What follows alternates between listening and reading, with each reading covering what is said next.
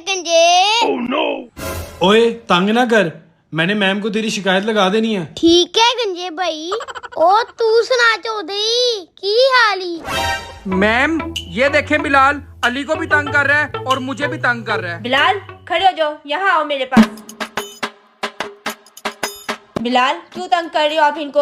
अगर अब आपने इनको तंग किया ना तो मैं आपको मारूंगी। क्यों टीचर, आप मुझे प्यार नहीं करती? अरे बिलाल रो मत, मैं आपसे बहुत प्यार करती हूँ। क्या सच में आप मुझसे प्यार करती हैं? हाँ हाँ, मैं सच में आपसे बहुत प्यार करती हूँ। चलो फिर बताओ, मैं अपने मम्मा पापा को कब भेजूं?